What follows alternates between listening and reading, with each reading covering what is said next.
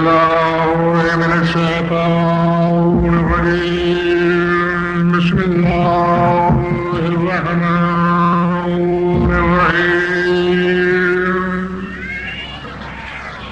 الحمد لله والصلاة على أهلها بعد. فقد قال الله تبارك وتعالى في كتابه المجيد وقوله الحق. وإذا قرأت القرآن فاستعذ بالله من الشيطان الرجيم. صلوات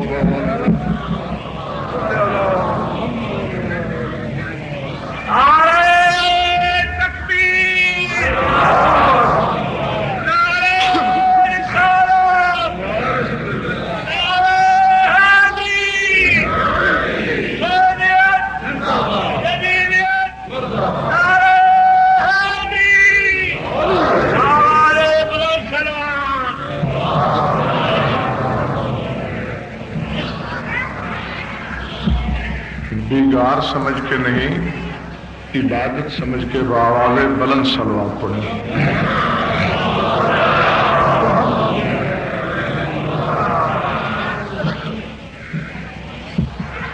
سننے کو دل چاہ رہا ہے تو میں بات شروع کر دوں.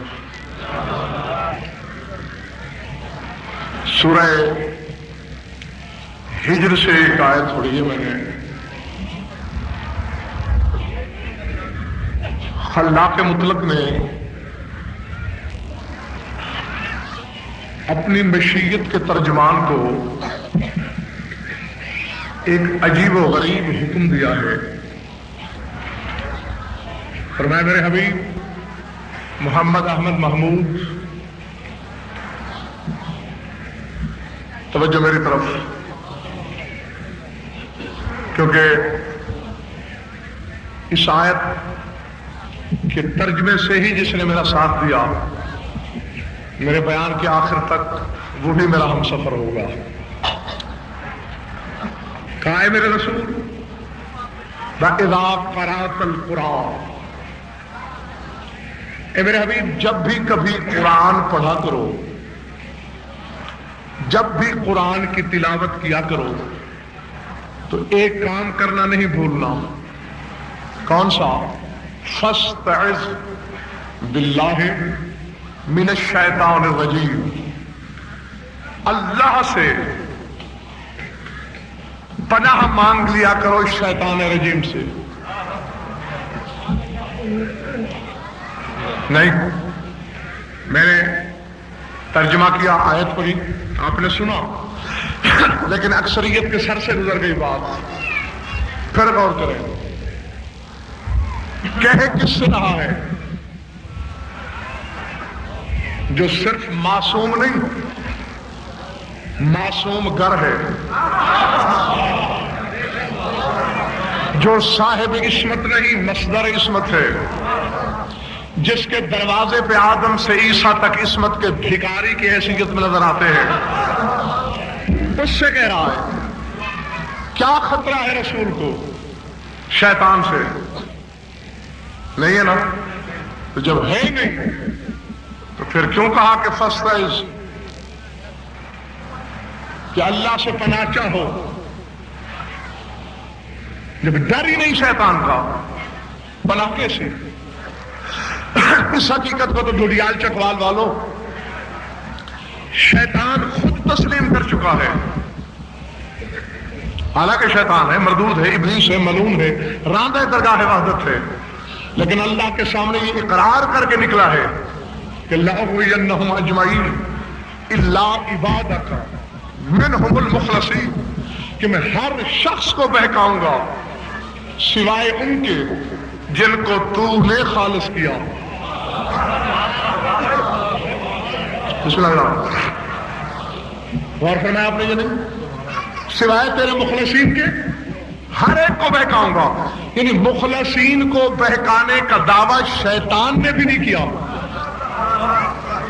نہیں، پھر غور کرو، شیطان بھی شیطان ہو کر یہ عقیدہ رکھتا ہے کہ خدا کی حجتوں سے لغزش نہیں ہو سکتی.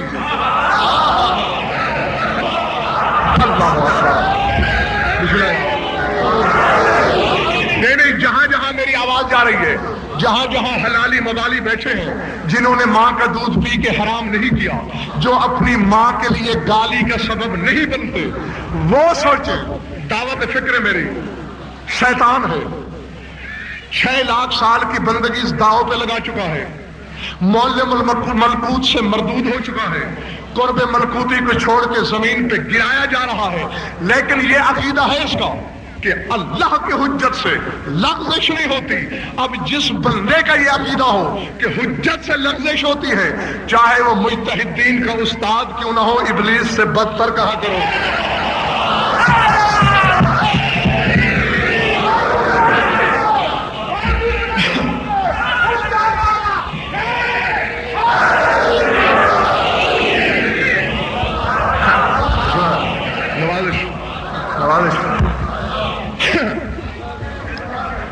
ٹھیک ہے نا؟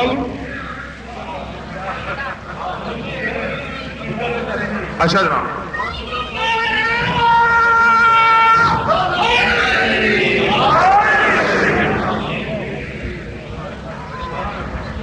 مقصد یہ تھا کہ شیطان کو آدم سے عیسیٰ تک نبیوں کے بارے میں یہ عقیدہ رکھتا ہے کہ میں انہیں نہیں بہکا سکتا. جو سردار انبیاء ہے اس سے کیوں کہہ رہا ہے خدا کہ وَإِذَا قَرَأْتَ الْقُرْآنَ فَاسْتَعِذْ بِاللَّهِ مِنَ الشَّيْطَانِ الرَّجِيمِ، کہ جب قرآن کی تلاوت کرو تو پناہ مانگو، پناہ چاہو اللہ کی شیطان رجیم سے. اور ہاں، کیونکہ میرے سامنے دیکھ رہا ہوں میں چہرے، سب علمی جواہر کے خریدار نظر آ رہے ہیں، مجھے ایک بات کہتا چلوں، کیونکہ ہر راز مومن کی امانت ہوتا ہے تو میں اپنے سینے میں دبا کے نہیں رکھ سکتا. یہ تو تھا شیطان کا دعویٰ کہ میں نہیں بہکا سکتا. اللہ کہہ رہا ہے شیطان سے کہ اِنَّا عِبَادِي، جاگ کے خدا کے لیے جہاں بھی ہو، کسی کتاب کی روایت نہیں پڑھ رہا میں، کتاب الہی کی آیت ہے. اِنَّا عِبَادِي لَيْسَ لَكَ عَلَيْهِمْ مِنْ سُلْطَانٍ، اے شیطان جو میرے عبد ہیں، جو میرے بندے ہیں، تیرا ان پہ جادو نہیں چلے گا.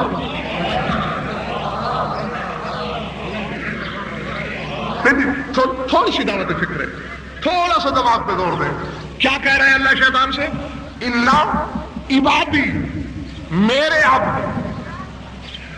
جو میرے عباد ہیں، لَيْسَ لَكَ عَلَيْهِمْ مِنْ سُلْطَانٍ، تیرا ان پہ تصرف نہیں، تو ان پہ قابو نہیں پا سکتا.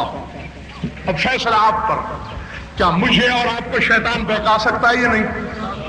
بہکا سکتا ہے نا. تو قرآن کہتا ہے اِنَّا عِبَادِي، جو میرے عبد ہیں ان کو تو نہیں بہکا سکتا. تو اس کا مطلب ہے ہمیں اللہ نے اپنا عبد نہیں مانا.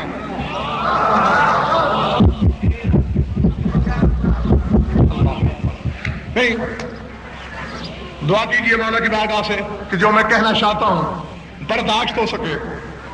ہے قرآنی حقیقت، آیت ہے اِنَّا عِبَادِي، میرے عباد تیرے قابو میں نہیں آئیں گے.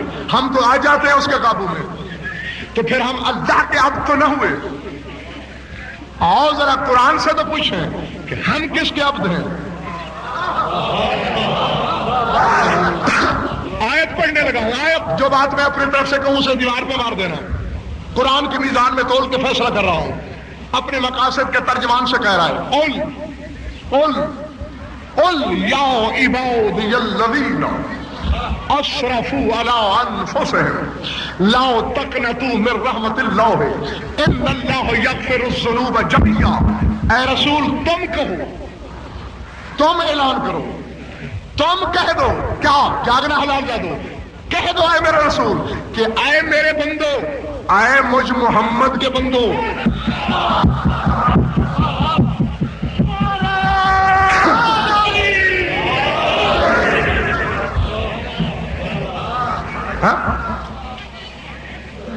جنہوں نے جی بھر کے گناہ کیے، اب فیصلہ ہو گیا اللہ کے عبد وہ ہیں جن سے گناہ ہو نہیں سکتا، اور رسول کے عبد وہ ہیں جو گناہ کرتے ہیں۔ اور کہا کیا جا رہا ہے کہ لا تقنطوا من رحمت اللہ، اللہ کی رحمت سے نا امید نہ ہونا۔ کیوں؟ ان اللہ یغفر الذنوب جميعا، اللہ تمہارے سارے گناہ بخش دے گا۔ کیوں؟ تمہارے لیے نہ، چونکہ تمہارے دل میں علی بستا ہے، مکان کو جلائے تو مکین جلتا ہے۔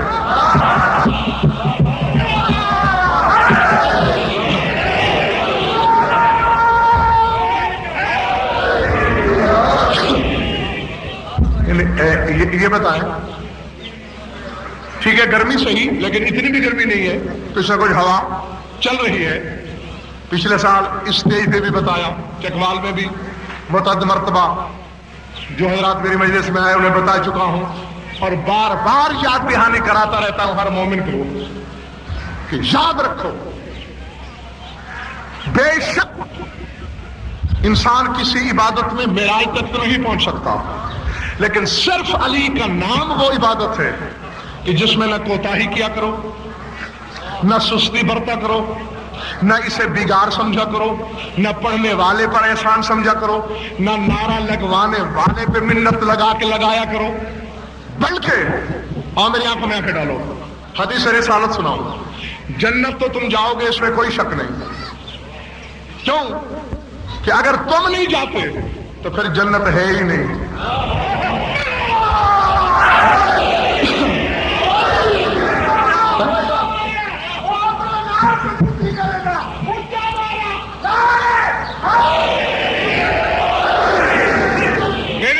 میں پہلے میری حدیث سن لیں۔ ہاں، مجھے رشوت میں نعرہ نہیں چاہیے، مجھے تو آپ کی نجات کے لیے نعرہ چاہیے۔ جنت میں جاؤ گے اس میں کوئی شک نہیں، کیونکہ بنی ہی تمہارے لیے ہے۔ یعنی اگر تم نہیں جاؤ گے تو جو رسول کو پھونکتے ہیں وہ جائیں گے، جو علی میں شک کا بیج بوتے ہیں وہ جائیں گے، جاؤ گے۔ لیکن یہ تو چھیکا نہیں کہ جنت میں مکان چھوٹا ملے یا بڑا، 5 مرلہ سکین میں بھی تو آ سکتا ہے نا مکان، لیکن انسان کی فطرت ہے بابا، مکان کھلا چاہتی ہے تو وہاں بھی جگہ ہوگا۔ ہر شخص رضوان جنت سے کہے گا بڑے سے بڑا گھر چاہیے، میں کہوں گا مجھے بڑا چاہیے، یہ کہیں گے مجھے بڑا۔ اب جہاں دھینگا مشتی شروع ہوگی، فرشتے کہیں گے یہاں بھی آ کے دنگا فساد۔ اللہ کہے گا فرشتے سب موالی ہیں، دل مت توڑ، انہیں کہو قطار بناؤ، امتحان دو، امتحان کے نتیجے کے مطابق گھر ملے گا۔ کیسے؟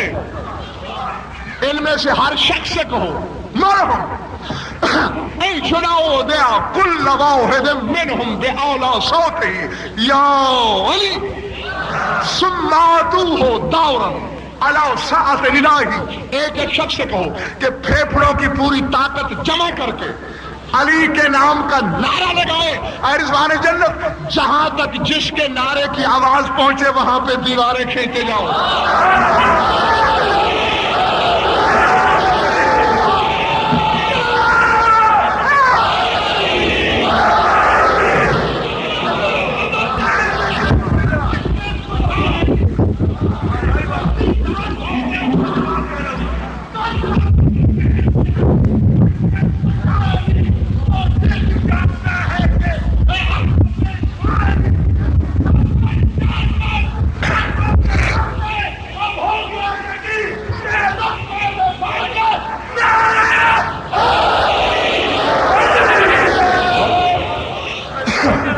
ہاں بس نجات کی ضمانت یہی نعرہ نہیں۔ جس کو اپنے علم پہ بڑا ناز ہو وہ میدان میں نکلے، میرے دعوے کے رد پیش کرے، اپنی زبان کاٹ کے قدموں میں پھینک دوں گا۔ دنیا کا کوئی عمل نجات نہیں دے سکتا سوائے علی کے نام کے۔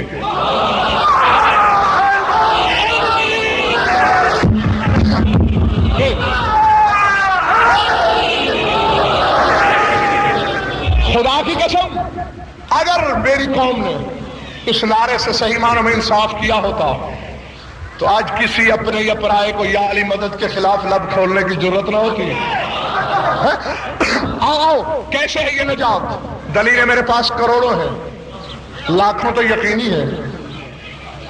ہزاروں تو یہیں بھی سنا سکتا ہوں، سینکڑوں آپ کو لکھ کے بھی دے سکتا ہوں، فی الحال ایک تحفہ سمجھ کے لے جاؤ۔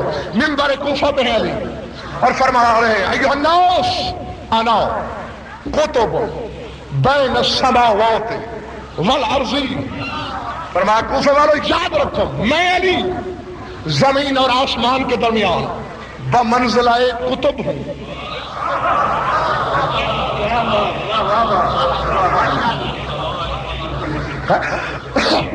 جو نہیں سمجھے انہیں شرمانے کی ضرورت نہیں، میں آپ کا خادم آیا کس لیے ہوں؟ سمجھانے کے لیے۔ اور جو بات سمجھ میں نہ آئے، ہر شیعہ عالم کا علم اس کی میراث نہیں، آپ لوگوں کی امانت ہے، پوچھا کرو۔ عالم بتانے پہ مجبور ہے، یہ اختیار صرف آل محمد کو ہے، چاہیں تو بتائیں چاہیں تو نہ بتائیں، ہاں اور کسی عالم کے پاس نہیں۔ کیا مقصد ہے مولا کے فرمان کا؟ کتب جانتے ہو؟ یہ چکی دیکھیے کبھی آٹا پیسنے والی، اشاد باش، اس کا جو نچلا پتھر ہوتا ہے نیچے والا، اس کے درمیان میں وسط میں ایک لوہے کی میخ ہوتی ہے نا، اسے عربی میں کتب کہتے ہیں۔ اس کا مقصد کیا ہے؟ ہاں شاد باش ہوئی تو محترم، اس کا مقصد کیا ہے؟ یہ نمائش کے لیے نہیں لگائی جاتی، اس کا مصرف ہے، کیونکہ اگر یہ ہے تو اوپر والے پتھر کی گردش صحیح ہے، نچلے پتھر کی کارکردگی درست، آٹا صحیح پس رہا ہے، اور اگر یہ میخ ہٹا لو، دو چکروں کے بعد ایک پتھر ادھر ایک ادھر۔ علی کہہ رہے کوفے والوں میں ہوں کتب کائنات، اگر میں دنیا میں ہوں آسمانوں کی گردش صحیح۔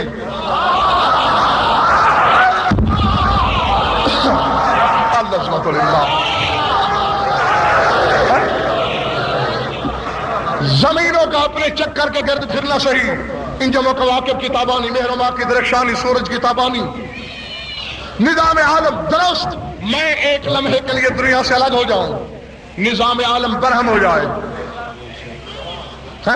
ایک اب بات سمجھانا آسان ہو جائے گا۔ اب ایسا بھی ہوتا ہے، گو کہ آج تو وہ رواج نہیں رہا کہ چکیاں ہوں، کہیں کہیں خال خال دیہاتوں میں نظر آ جاتی ہے، اب چکی ہے۔ ایک خاتون تشریف لائی، دانے ڈالے، آٹا پیسا، چلی گئی، میں اتفاقاً پاس کھڑا تھا، دوسری آئی، اس نے عادت کے مطابق اوپر والا پتھر اٹھایا، کیوں؟ پتھر کو اشاد باش صاف کرنے کے لیے۔ جب اس نے پتھر اٹھایا تو میں نے دیکھا کہ چند دانے کتب کے ارد گرد پڑے تھے،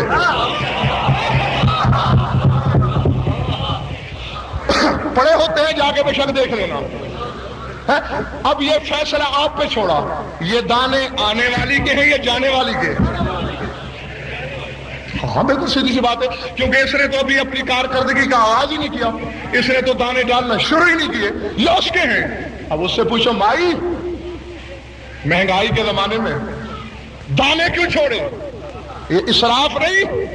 وہ کہے گی علامہ ہو لیکن ان باتوں کو تم نہیں سمجھ سکتے، میں نے اپنے بس سے چھوڑے ہیں، آٹا ختم ہونے کے بعد میں نے تو کئی خالی چکر بھی دیے ہیں، لیکن ان دانوں کو نہ اوپر والا پتھر پیستا ہے نہ نیچے والا، کیوں؟ انہوں نے کتب کا دامن تھام لیا ہے۔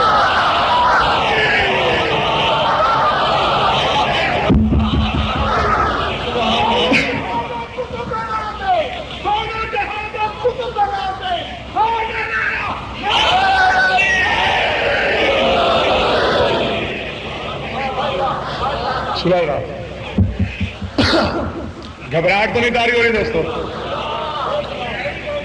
ہاں تو پھر کل مجلس کے اختتام تک میں آپ کو نعرے سے بخل کرتے ہوئے نہ پاؤں۔ بات کہاں چھوڑی تھی؟ جب رسول کو شیطان سے خدشہ ہی نہیں، کیوں کہہ رہا ہے خدا کہ اذا قرأت القرآن فاستعذ، جب قرآن کی تلاوت کرو تو اللہ سے پناہ چاہو، کیوں؟ میں ایک اور آیت یاد دلاؤں، اس میں کچھ واضح اشارے ہیں، بات آسان ہو جائے گی۔ قرآن کا آخری سورہ کون سا ہے؟ ماشاءاللہ پڑھے لکھے لوگ ہیں میرے سامنے، والناس، آنکھیں میری آنکھوں میں رہیں. قل، یہ بھی رسول پہ ہی حکم ہے. قل اعوذ برب الناس ملک الناس الہ الناس من شر الوسواس الخناس الذی یوسوس فی صدور الناس من الجنۃ والناس. اے رسول خود فرمائیں میں پناہ مانگتا ہوں کس سے؟ جو انسانوں کا پروردگار مطلق ہے، جو انسانوں کا شہنشاہ اعظم ہے، جو انسانوں کا معبود برحق ہے. پناہ کس سے چاہیے؟ من شر الوسواس الخناس، وسوسہ پیدا کرنے والے خناس کے شر سے.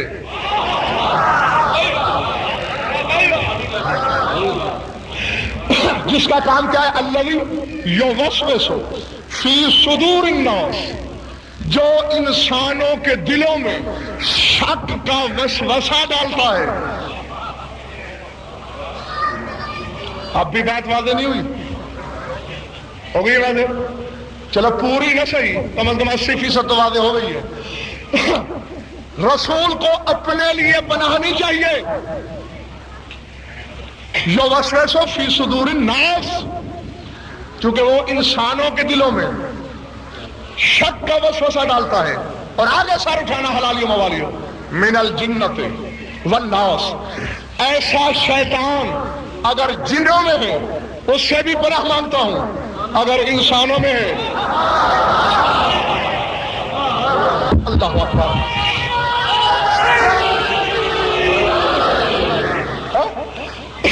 اس سے بھی پناہ مانگتا ہوں. اب ایک بات تو یہ ثابت ہوئی جڑیال والوں کہ شیطان صرف جناتی قبیلے میں نہیں ہوتے، انسانوں میں بھی ہوتے ہیں. اور پہچان کیا ہے؟ یوسوس، جو وسوسہ ڈالتے ہیں لوگوں کے دلوں میں. شک کا بیج. اب میں آپ کو زیادہ انتظار نہ کراؤں، نتیجہ پہلے دوں، چند باتیں بعد میں کروں. پڑھو تفاسیر اہل بیت کو. سورہ ہجر کی جو آیت پڑھی تھی کہ جب قرآن کی تلاوت کرو تو اعوذ باللہ کہا کرو، پناہ چاہا کرو خدا کی شیطان سے. تفسیر کیا ہے؟ مخبر صادق سے کسی نے پوچھا مولا آپ کی جد امجد پر یہ قدغن کیوں لگائی خدا نے؟ کیا خطرہ ہے رسول کو شیطان سے؟ فرمایا اپنے لیے نہیں، رسول کے لیے یہ حکم نہیں، اللہ کے کہنے کا مقصد یہ ہے. جاگ کے سننا اور ورقے دل پہ لکھنا.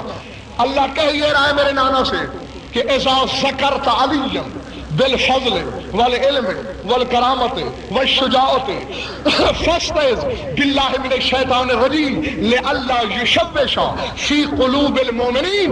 اے رسول جب تم کہیں علی کے فضائل پڑھو، علی کی شجاعت کا قصہ ہو، علی کے معجزے بیان کرو، علی کی داستان ہو، علی کی قصیدہ گوئی کرو، تو شیطان سے پناہ مانگ لیا کرو تاکہ وہ ملعون مومنین کے دل میں شک پیدا نہ کرے.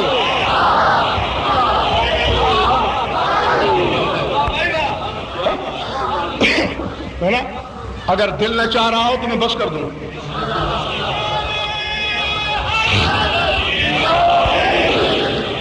چاہ رہا ہے دل سب کا تو پھر جاگ کے فیصلے کرو نا. بات تو کھل گئی. اب ذرا میری آنکھوں میں آنکھیں ڈالو اور ایک بات کا جواب دو. آیت آپ نے سن لی، قرآن کے وارث نے تفسیر کیا بیان کی؟ اذا ذکرت علی بالفضل، جب تم علی کے فضائل پڑھو، والعلم، جب علی کے علم کا اظہار کرو، والکرامات، جب علی کے معجزے بتاؤ، والشجاعت، جب علی کے حرب و ضرب کی کہانیاں سناؤ، تو ایسا کرو. دنیال والوں میری آنکھوں میں آنکھیں ڈالو. پروردگار سے سوال کیوں نہ کریں؟ پالنے والے چکر کیا ہے؟ رسول ذکر کرے گا علی کا، اور تو نے آیت میں کہا وَإِذَا قَرَأْتَ الْقُرْآنَ، کہ جب قرآن پڑھو تو ایسا کرو ذکر علی کا. لفظ تو نے استعمال کیا قرآن کا، آواز قدرت غضنفر میری نگاہ حفاظت پردہ غیب میں چکرا رہی ہے، میں دیکھ رہا ہوں آنے والے وقت کو کہ جب علی کے دروازے پہ آنے والے بعض بدبخت یہ کہنا شروع کر دیں گے کہ مسجد میں علی کا نام لے لو، مسجد کا احترام مجروح ہوتا ہے۔ میں نے کہا ہے کہ جب قرآن پڑھو تاکہ علی کا نام لینے والے کو علم ہو جائے میں علی کا ذکر نہیں کر رہا، قرآن پڑھ رہا ہوں۔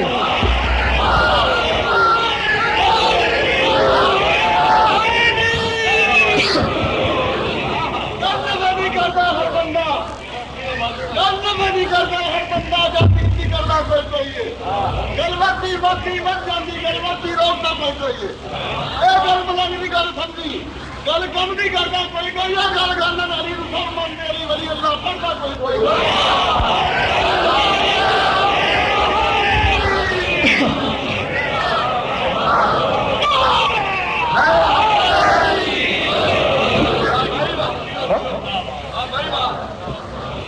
بات سمجھ میں آ گئی دوستو؟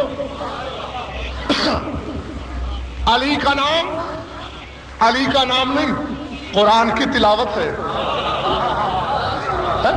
تو آئندہ کے لیے ڈوڈیال والوں یہ اصول اپنا لو کہ جہاں علی کا نام لو آنکھ بند کر کے سمجھ لینا کہ میں قرآن پڑھ رہا ہوں، میں قرآن کی تلاوت کر رہا ہوں، اور پھر جا کے علماء سے فتوے لینا کہ قرآن کی تلاوت کہاں جائز ہے اور کہاں باطل ہے۔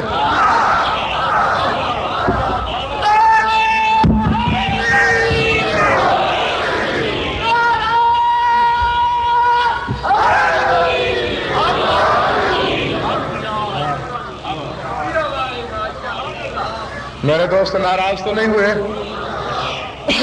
اور علی کے لیے اگر کوئی ناراض ہوتا بھی ہے تو بھلے ہو جائے، ہاں، کیونکہ بزرگ کہہ رہے ہیں تو ہوتا ہے تو جہنم میں جائے، وہ تو انشاءاللہ بنی آخر کس لیے ہے؟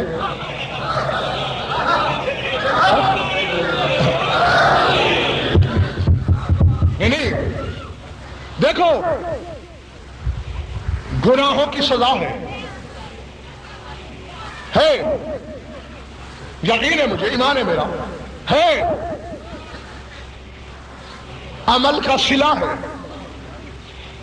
لیکن دونوں چیزوں کا تعلق کسی دنیا سے ہے۔ ہاں، یہ حدیث کبھی نہیں سنی؟ الدنیا سجن المومن و جنت الکافر، دنیا مومن کے لیے زندان ہے اور کافر کے لیے جنت۔ زندان میں سزا کاٹی جاتی ہے نا، تو مومن کو سزا ملتی ہی یہی ہے۔ ہاں، مولا فرماتے ہیں کہ اگر تمہارے گناہ نہ ہوں تو تمہیں زمین پہ چلتے ہوئے کبھی ٹھوکر تک نہ لگے۔ ہاں، ہمارے موالیوں کے جو نقصان ہوتے ہیں گناہوں کی وجہ سے، اور اس کا حساب صاف ہوتا رہتا ہے روح کے یہاں آنے تک، حتی یاتیانی لا ذنب لہ، لیکن جب ہمارے پاس آتا ہے تو ایسے پاک ہوتا ہے جیسے آب کوثر سے دھلا ہوا کپڑا۔ جی ہاں، پھر اس کے پاس کچھ نہیں ہوتا، اور پاس میرے بزرگوں، بھائیوں، عزیزوں، میں نے آیتیں پڑھی، تفسیر معصوم آپ کی خدمت میں پیش کی، ثابت کیا ہوا ہے؟ باتیں دو آئیں، ایک تو علی کا ذکر شغل نہیں، کل تک تو تم صرف عبادت کہتے تھے، عام عبادت نہیں، تلاوت ہے۔ خود علی کا مولا یہ ذکر کرے تو اللہ کہتا ہے تلاوت ہو رہی ہے۔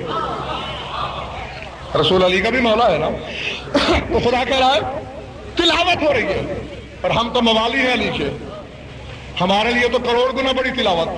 ایک بات یہ آئی، اور دوسرے شیطان کا اور کوئی کام ہی نہیں، وہ صرف شک ڈالتا ہے علی میں۔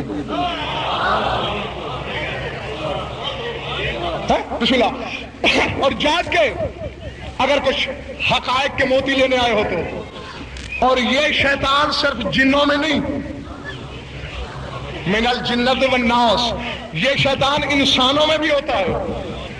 تو بس آج کے بعد یہ کلیہ اپنا لو، کوئی علی کے فضائل پڑھ رہا ہو، مانے جا رہے ہیں، مانے جا رہے ہیں، مانے جا رہے ہیں، مانے جا رہے ہیں۔ جہاں کوئی دل میں شک ڈالے، چاہے عالم ہو یا جاہل، بیگانہ ہو یا یگانہ، اپنے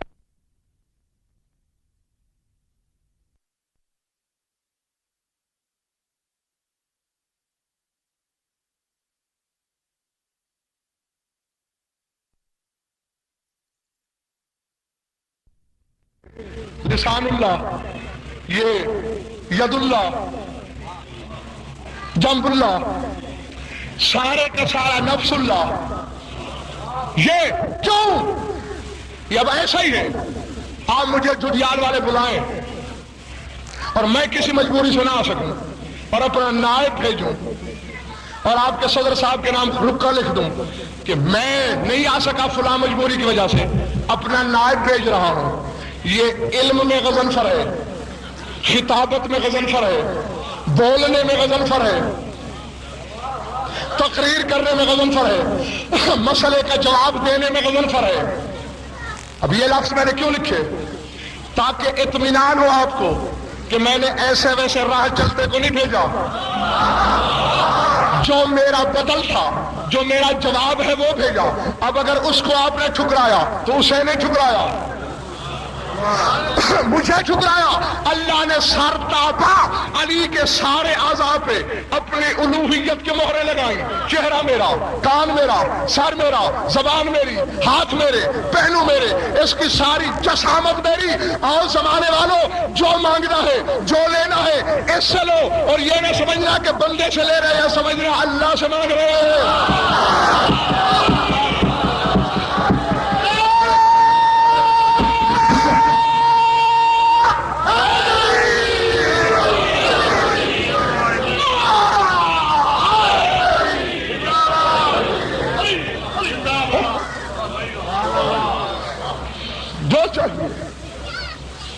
تو اس سے نہیں، اگر کسی کو براہ راست اللہ سے لینے کا شوق ہے، مانگے مگر لے کر تو دکھائے۔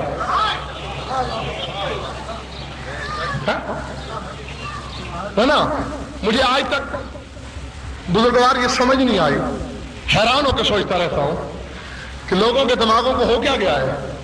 میرا کام ہے بات پہنچا دینا، لٹھ لے کے منوانا میری ذمہ داری نہیں۔ میں تو پہنچا رہا ہوں کہ کل مولا کی بارگاہ میں کہہ دوں کہ میں نے تو تیرے موالیوں تک پہنچا دیا تھا، ماننا نہ ماننا ان کا اپنا اختیار۔ اللہ تک پہنچ کے بتاؤ۔ نا یہ چھوٹی چھوٹی باتیں، جناب رزق مانگے علی سے، لا حول ولا قوت، کفر ہو گیا۔ سبحان اللہ، کہاں کا کفر؟ اگر کہا جائے کہ میکائیل کے ہاتھ میں پیمانہ رزق ہے، درست؟ نہیں، جو ایک ادنا کمی ہے علی کے دروازے کا، وہ رزق بانٹے تو صحیح۔ اور اگر علی میں کسی کو برا لگتا ہے، بے شک پنڈال چھوڑ کے چلا جائے۔ جانتا ہوں میں علی کے فضائل کی ضرب مشکوک خون سے برداشت ہو ہی نہیں سکتی۔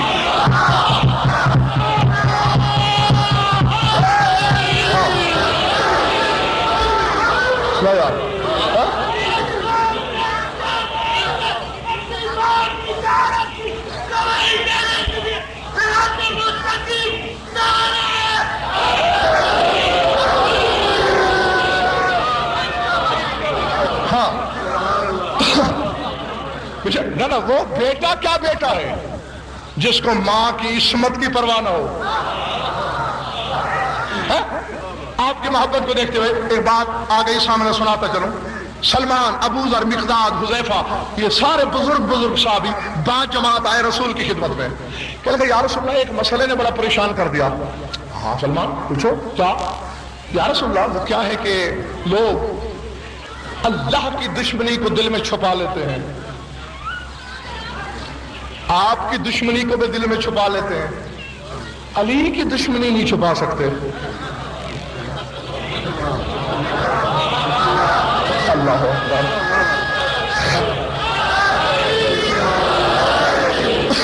آخر یہ چکر کیا ہے؟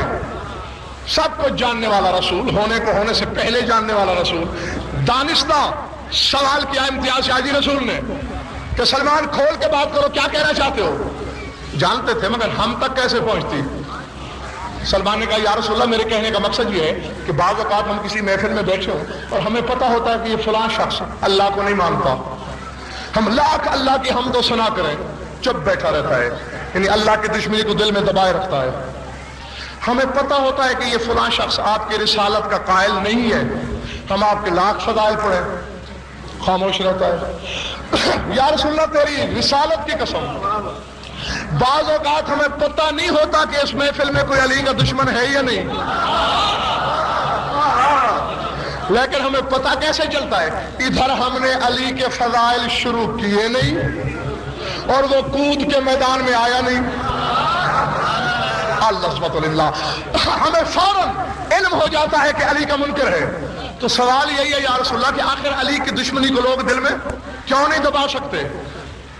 جاگنا حلال زادو، ورا کے دل پہ نقش کرو، بھولنے نہ پائے، تبسم زیر لب سے، خندہ معنویت سے۔ رسول فرماتے سلمان یاد رکھ، یہ ہو سکتا ہے کہ کوئی شخص اللہ کا دشمن بھی ہو اور حلال زادہ بھی ہو۔ فرمائے جیسے فرعون دشمن خدا بھی ہے، حلال زادہ بھی ہے۔ فرمائے یہ بھی ممکن ہے کہ کوئی شخص مجھ محمد مصطفیٰ کا دشمن بھی ہو اور حلال زادہ بھی ہو۔ فرمائے میرا چچا ابو لہب میرا دشمن بھی ہے، حلال زادہ بھی ہے۔ فرمایا ہے تم میں سے کوئی ایسا جو ہاشم کے حرم کی طرف ٹیڑھی نظر سے دیکھے؟ نہیں۔ تو فرمایا ابو لہب حلالی بھی ہے لیکن میرا دشمن بھی ہے۔ اب سر اٹھانا، سلمان ہو سکتا ہے کہ خدا کا دشمن بھی ہو، حلال زادہ بھی ہو، میرا منکر بھی ہو، حلال زادہ بھی ہو، لیکن یہ لوح محفوظ پہ لکھا ہی نہیں کہ کوئی شخص علی کا دشمن بھی ہو اور پھر حلال زادہ بھی ہو۔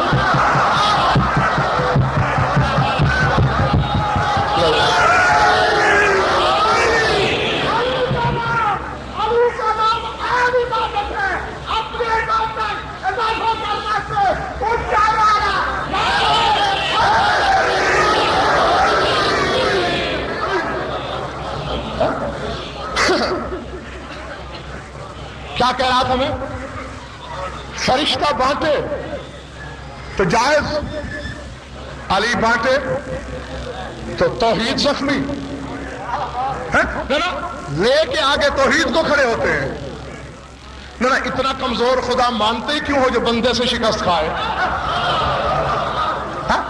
مجھ جیسا خدا مانو، میں نے اس اللہ کو مانا ہے کہ ایسے 14 علی سامنے کھڑے ہوں، وہ پھر بھی خالق ہے، وہ پھر بھی اللہ رہتا ہے۔ اور دیکھو، اچھا یہ بتاؤ، فنا اونچی ہوتی ہے یا بقا؟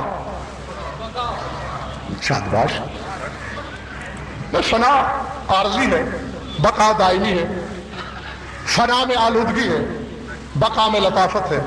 فنا میں خاک ہے، بقا میں نور ہے۔ فنا میں ناسوتیت ہے، بقا میں جبروتیت ہے۔ یہ دنیاوی رزق فنا ہے، جنت بقا ہے، عبرت ہے۔ علی جنت تقسیم کریں گے یا نہیں؟ یعنی قسیم النار والجنہ مانتے ہو؟ اسی جنت میں رزق بھی ہوں گے، اس میں نعمتیں بھی ہوں گی، اس میں پینے کو پانی بھی ہوگا، کھانے کو رزق بھی ہوگا۔ یعنی جو دائمی رزق ہے وہ علی بانٹ سکتا ہے اور جو فانی ہے وہ کیوں نہیں بانٹ سکتا بابا؟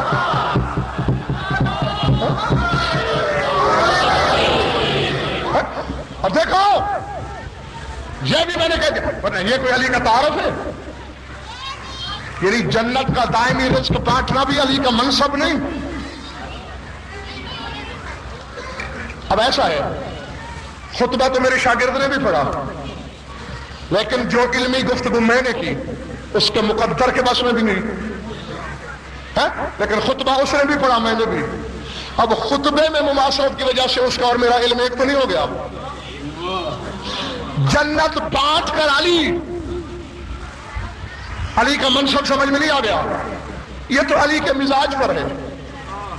چاہے تو خود بانٹے اور میری آنکھوں میں آنکھیں ڈالو، اور چاہے کسی کے کعبہ دل میں اسے اپنی تصویر نظر آئے تو اسے اجازت دے دے کہ تو مٹی دینا، وہ جنت بن جایا کرے گی۔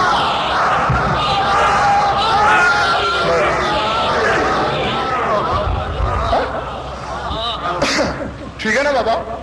اب جو کچھ بہلول نے دیا ہے بظاہر مٹی نا، اور کوڑیوں کے بھاؤ،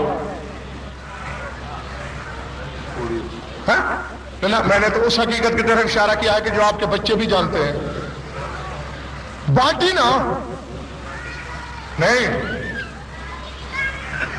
اگر بہلول نے آج کے زمانے میں بانٹی ہوتی تو میں بھی شک کرتا کہ بھئی یہ بانٹ رہا ہے نا، اب کیا پتا اس کی تقسیم کو خدا مانتا بھی ہے یا نہیں۔ لیکن جس دور میں بہلول نے بانٹی 3 امام موجود تھے،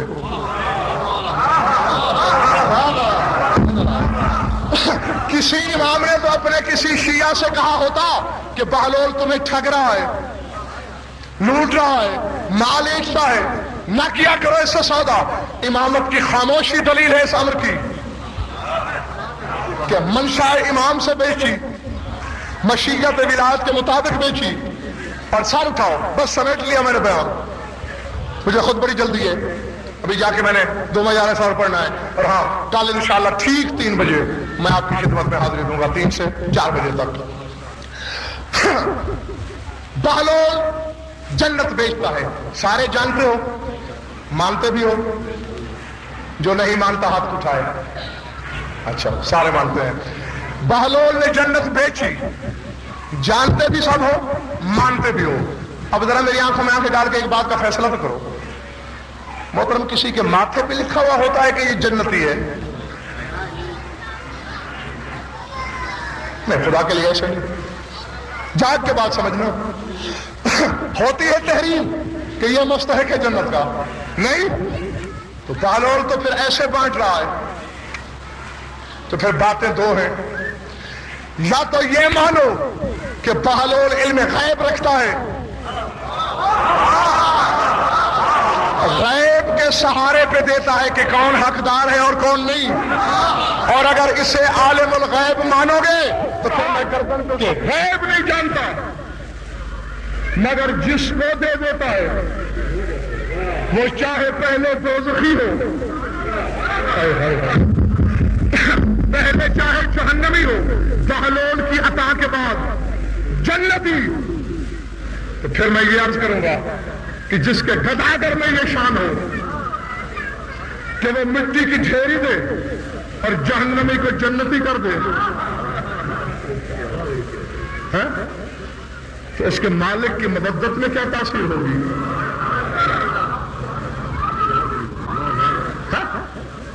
راؤ بس بند ہو گئی بات۔ ہے سارے محمد، ہے 14 کے 14 ایک، لیکن پھر اظہار میں فرق ہے۔ اور جہاں تک کرم کا تعلق ہے بابا، اظہار کرم کی جس منزل پہ حسین کھڑا ہے،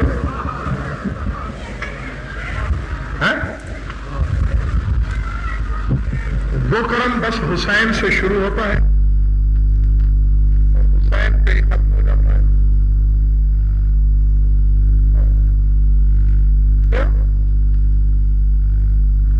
حسین نے نہ تو کبھی کسی سائل کا مذہب پوچھا،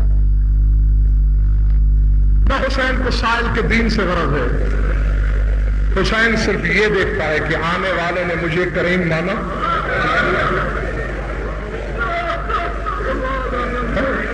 اور آؤ دیکھو ہر امام نے جنت کی کچھ نہ کچھ قیمت رکھی۔ وہ انداتا حسین ہی ہے جس نے اسے 2 آنسوؤں کے بدلے نیلام کیا۔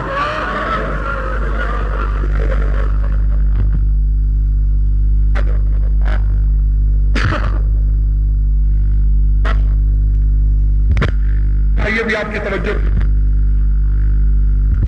2 جملے سن لو، اور ہر مجلس میں 2 باتوں کا خیال رکھا کرو دنیا والوں۔ ایک تو یہ دماغ میں رکھا کرو کہ کل وہی روئے گا جو رہے گا، آج کا رونا اس کا ہے جو ہے. اور دوسری بات یہ سمجھا کرو کہ لاکھ علم کے دریا بہا دیے جائیں، جو شام سے آتی ہے فقط رونے کے لیے آتی ہے. شام کی مسافرہ کی آمد کا مقصد سوائے رونے کے اور کوئی نہیں.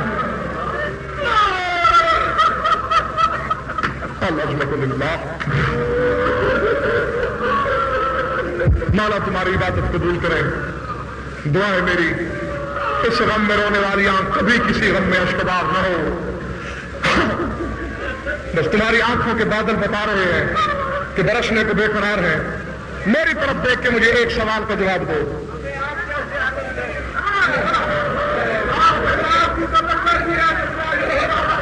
آمین. مولا آپ کی روتی ہوئی آنکھوں کی یہ دعا قبول فرمائے. کہہ یہ رہا تھا میں بابا کہ مدینے سے کربلا، کربلا سے دمشق، دمشق سے واپس مدینہ. حضرت اللہ پھر سن لو. اگر کسی کے کانوں تک نہیں پہنچی میں پھر دوہرا رہا ہوں. مدینے سے کربلا، کربلا سے شام، شام سے واپس مدینے. یہ تاریخ ستم کہلاتی ہے، تاریخ درد اس کا نام ہے. کیا کبھی تنہائی میں تم نے سوچا، کسی عالم سے پوچھا کہ اس پوری تاریخ درد کا سب سے بڑا مصائب کون سا ہے؟ نہیں پوچھا نا. میں آپ کا خادم، میں عرض کروں، میں بتاؤں کہ پوری تاریخ درد کا سب سے بڑا مصائب، پہلے میرا دعویٰ بھی سنو پھر دلیل بھی دیتا ہوں. پوری تاریخ ستم کا سب سے بڑا مصائب ہے 11ویں رات میں علی کی بیٹی کا پہرا دینا.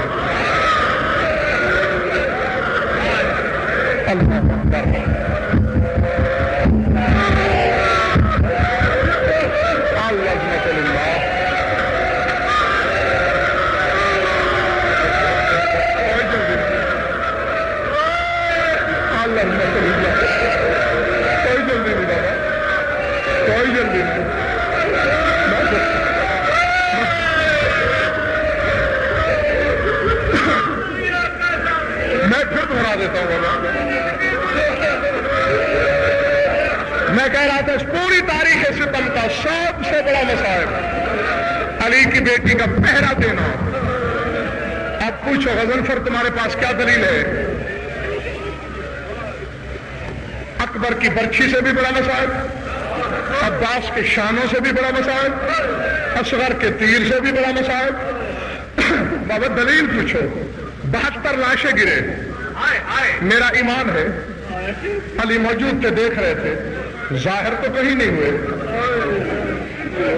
کسی تاریخ میں دکھاؤ عباس کے لاشے پہ علی آئے ہوں، اکبر کے لاش پہ علی آئے ہوں.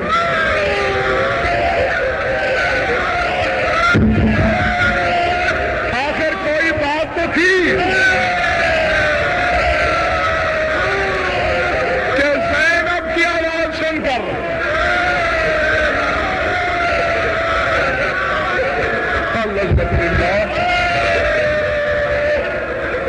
عظمت اللہ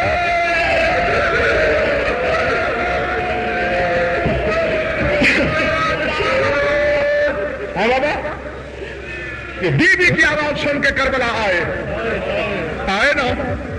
زمانہ جانتا ہے شام غریبہ میں علی کا کربلا میں آنا ایسے ہی ثابت ہے جیسے دن کی روشنی.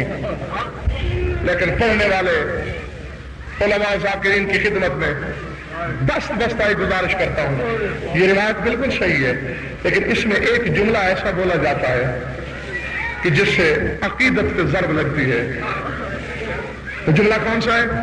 جناب فضا کا کہنا بی بی پہ سوار آ رہا ہے اور بی بی کا کہنا کہ اسے دھمکی دو کہ رک جائے ورنہ میں بلاتی ہوں عباس کو. یہ غلط ہے، یہ کہیں نہیں ہے، کسی کتاب میں نہیں. کیوں؟ نہ تو فضا بھول سکتی ہے جس کو حسین کی زبان نے اماں کہا ہو،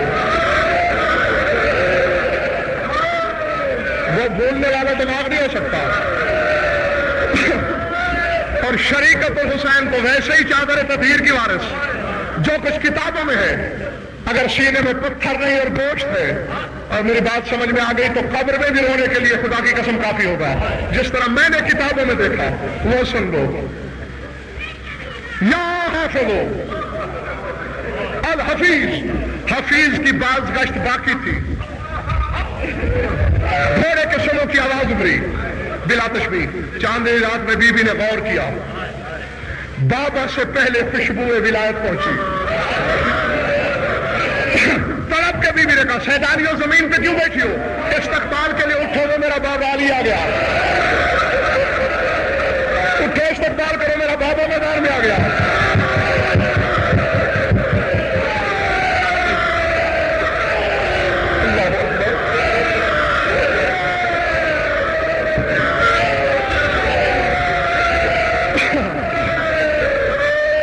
اللہ اکبر. سب بیبیاں یک بارگی تڑپ کے اٹھے. 64 کی 64 بیبیوں نے استقبال کیا. علی کی سواری قریب آئی. 63 بیبیوں نے پروانہ دار علی کی سواری کو گھیرا. ہاں، جس طرح میں نے کتابوں میں دیکھا، حسب مرتبہ، جیسے جیسے کسی بیوی کا مرتبہ تھا. کسی نے علی کی نالین چومی، کسی نے رکاب کو بوسہ دیا، کسی نے قدم چومے، کسی نے زانوں سے مس کیا، کسی نے علی کے ہاتھ پہ بوسہ دیا. اور کوئی کہہ رہے یار یہ اس وقت آئے جب میرے سر سے تاج اتر گیا، یار یہ اس وقت آئے جب میرے بچے نہ رہے. علی بھی حشر مرتبہ ہر بیوی کے سر پہ ہاتھ رکھ کے تسلی بھی دے رہے ہیں، پرسا بھی.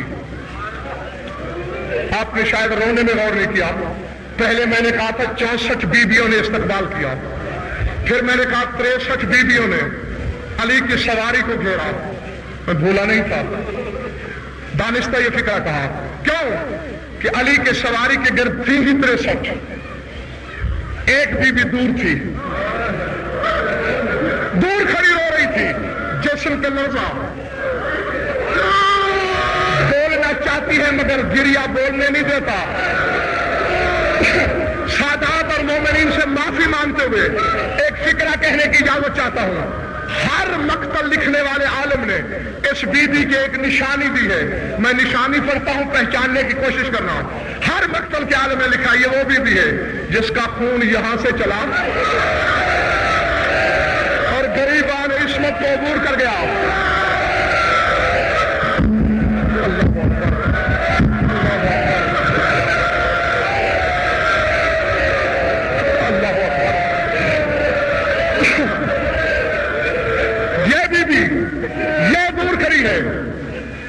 پہچان گئے ہو؟ حسین کے سینے کے بستر پہ سونے والی، اپنے وقت کی 4 سالہ بطول دور کھڑی. اچانک بلا تشبیہ. بس میں آخری بات کہنے لگا ہوں. نگاہ پڑی خیبر شکن کی. زینب بیٹا میری سکینہ دور کیوں ہے؟ مجھے ملی نہیں، مجھ سے بابا کا پرسہ نہیں دیا، مجھے اکبر کا پرسہ نہیں دیا. مسافر شامل کا سکینہ بابا کو سلام نہیں کیا. بڑھی کانپتے ہوئے قدموں سے، لڑکھڑاتی ہوئی رفتار سے. پھر بھی ارباب مقتل نے لکھا چند قدموں کے فاصلے پر رکھی. اگر رونے آئے تو دیکھتے میری طرف رہنا. بلا تشبیہ ننھے ننھے ہاتھ اٹھے. السلام علیکہ یا امیر المومنین. میں نے کہہ دیا، آپ نے سن لیا. علی زین میں تڑپ گئے. کہا سکینہ تیرا میرا رشتہ کوئی نہیں ہے، میں تیرا لگتا کچھ نہیں ہوں.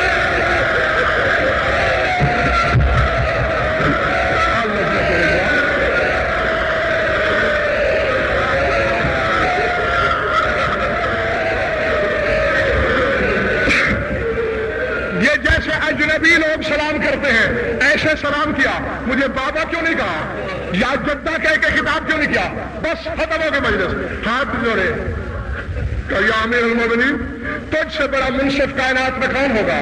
تیری شکایت کرنا تو کافر کا کام، میری حجت کا ایک شکوہ ہے اور بے جا نہیں ہے، بجا ہے. گولی گری سے تراشوں میں تر ہو گئی. ہاں میری معصومہ بچی بتا اپنے بابا سے کیا شکوا ہے؟ ہاتھ جوڑ کے کہا یار انصاف کا. اپنی بیٹی کے پہرے کی آواز سنی تو نجف چھوڑ کے چلے آئے. حالانکہ میری پھپھی نے تجھے بلایا نہیں ہے.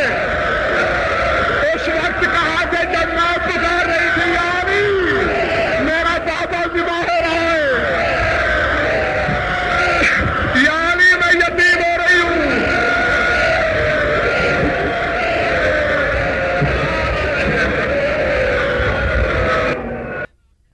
پانی سکینہ نے قطرہ نہ پایا،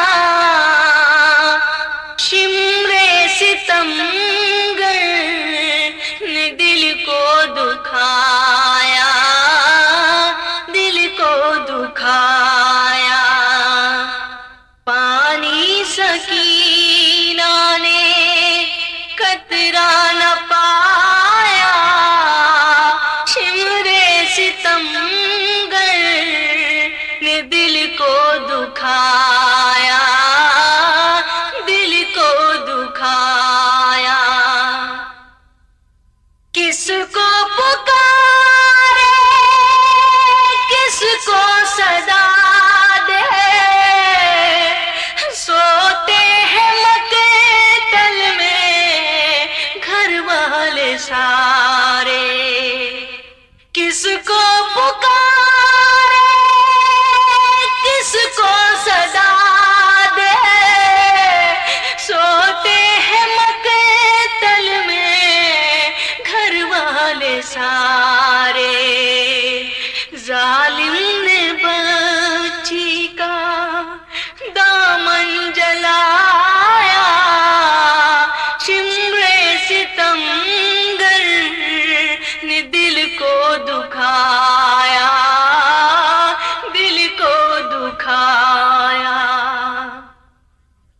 اپنے چچا سے کہتی تھی رو کر، دریا سے پانی لے آؤ جا کر. اپنے چچا سے کہتی تھی رو کر، دریا سے پانی لے آؤ جا کر. اب تشنگی سے دم لب پہ آیا، شمر ستمگر نے دل کو دکھایا، دل کو دکھایا. بانو پکاری ان کی ماری، بگڑی ہے قسمت کیسی ہماری. بانو پکاری ان کی ماری، بگڑی ہے قسمت کیسی ہماری. پردیس